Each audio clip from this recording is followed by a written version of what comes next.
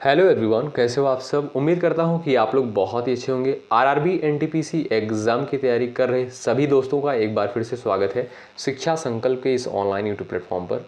दोस्तों, आज की इस स्पेशल क्लास में हम लोग आरआरबी एनटीपीसी के लिए जो रेलवे की बुक आती है स्पीडी की, उसको हम लोग कवर करेंगे।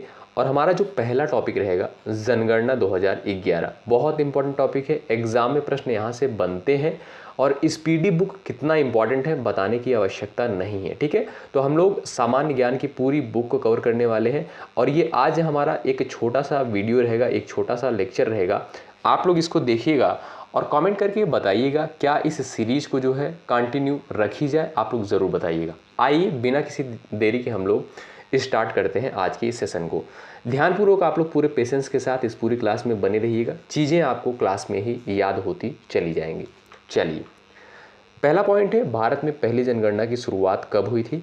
तो 1872 में जो है भारत में पहली जनगणना की शुरुआत हुई थी। किसके कार्यकाल में? लॉर्ड मेयो के कार्यकाल में। नेक्स्ट पॉइंट है, देश में नियमित जनगणना की शुरुआत कब हुई। तो देश में जो है नियमित जनगणना की शुरुआत 1881 में हुई। किसके कार्यकाल में? लॉर्ड रिपन के कार्यकाल में। देखेंगे दोनों क्वेश्चंस डिफरेंस है दोनों क्वेश्चंस में, तो आप लोग ध्यान रखेंगे। अगर आपसे पूछा जाए भारत में पहली जनगणना की शुरुआत कब हुई, तब 1872 में। और यदि आपसे पूछा जाए देश में नियमित जनगणना की शुरुआत कब हुई, तब आपका आंसर होगा 1881। ठीक है, चलिए नेक्स्ट पॉइंट है, स्वतंत्र भारत की पहली जनगणना 1951 में हुई थी। ठीक है, 1951 में जो है स्वतंत्र भारत की पहली जनगणना हुई थी। नेक्स्ट पॉइंट, जनगणना का महान विभाजक वर्ष 1921 को माना जाता है। अगला पॉइंट यहाँ पर देखेंगे हम लोग, जनगणना का लघु विभाजक वर्ष 1951 को मानते हैं। और उसके बाद अगला पॉइंट है, जनगणना से संबंधित आर्टिकल जो है अनुच्छेद 246 जो है जनगणना से संबंधित आर्टिकल बहुत इंपॉर्टेंट है। ठीक है, जनगणना विषय है, किस सूची का विषय है। और याद रखेंगे दोस्तों, ये 7वीं अनुसूची के अंतर्गत आता है और ये संघ सूची का विषय है। ठीक है, चलिए, जनगणना की अवधि प्रत्येक 10 वर्ष में जो है जनगणना होती है, ये भी आप लोग ध्यान रखेंगे। अगला पॉइंट यहाँ पर देखेंगे, जनसंख्या का अध्ययन क्या कहलाता है। दोस्तों, जनसंख्या का अध्ययन जो है डेमोग्राफी कहलाता है। ठीक है, डेमोग्राफी या आप कह सकते हैं जनांकिकी। ठीक है, 2011 की जनगणना का क्रम क्या है। तो देश की जो है यह 15वीं तथा स्वतंत्र भारत की 7वीं जनगणना थी। ठीक है, चलिए, 2011 की जनगणना का जो थीम रहता है वो क्या था। 2011 की जनगणना की थीम जो क्या थी, हमारी जनगणना हमारा भविष्य। आगे बढ़ते हैं और अगला प्रश्न यहाँ पर कहता है, जनगणना का शुभंकर क्या था। प्रगणक शिक्षिका, याद रखेंगे। प्रथम जनगणना कमिश्नर कौन थे? डब्ल्यू प्लाडेन। कौन थे? डब्ल्यू प्लाडेन जो थे प्रथम जनगणना कमिश्नर थे। अपना रिव्यू जो है लास्ट में आप लोग ज़रूर बताइएगा, जिससे इस सीरीज़ को हम लोग कंटिन्यू रख सकें।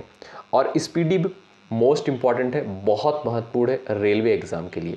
स्वतंत्र भारत के प्रथम जनगणना आयुक्त कौन थे? तो R.A.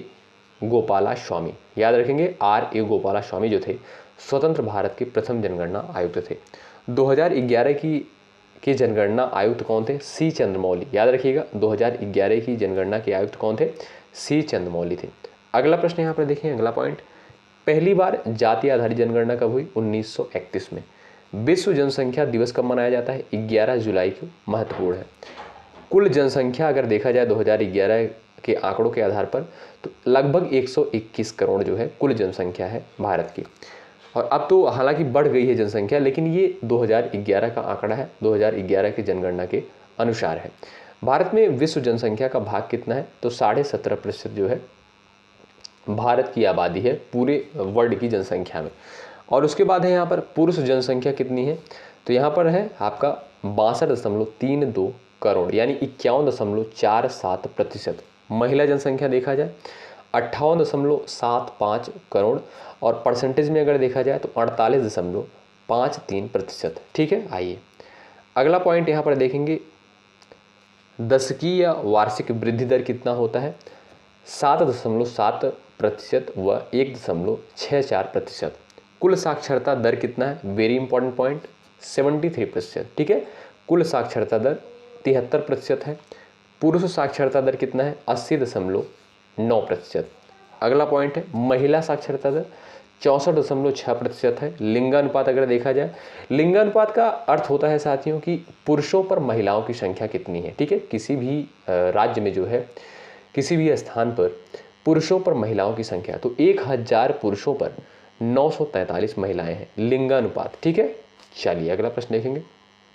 शिशु लिंगानुपात यानी 1000 महिलाओं पर 1000 पुरुषों पर 919 महिलाएं। ठीक है, ये 0 से 6 वर्ष तक देखा जाता है। और उसके बाद यहाँ पर अगला पॉइंट है जनसंख्या घनत्व 382 व्यक्ति प्रति वर्ग किलोमीटर। ठीक है, जनसंख्या घनत्व अगर देखा जाए कितना है, 382 व्यक्ति प्रति वर्ग किलोमीटर। सर्वाधिक लिंगानुपात जो है केरल का है 1084। और अगला पॉइंट यहाँ पर देखेंगे, न्यूनतम लिंगानुपात कितना है, कहाँ का है, न्यूनतम है हरियाणा का, और सबसे अधिक लिंगानुपात है केरल का। बहुत महत्वपूर्ण पॉइंट है, ध्यान रखिएगा। ठीक है, और अगला पॉइंट है यहाँ पर सर्वाधिक केंद्र शासित लिंगानुपात पुदुचेरी का है, जो है सर्वाधिक केंद्र शासित लिंगानुपात। अगला प्रश्न देखेंगे, न्यूनतम केंद्र शासित लिंगानुपात दमन और दीव का। अगला पॉइंट यहाँ पर देखेंगे, सर्वाधिक जनसंख्या घनत्व बिहार का है, और न्यूनतम जनसंख्या घनत्व कहाँ का है, अरुणाचल प्रदेश का। ठीक है, सर्वाधिक केंद्र शासित जनघनत्व कहाँ का है, दिल्ली का है, और न्यूनतम केंद्र शासित जनघनत्व अंडमान निकोबार का है।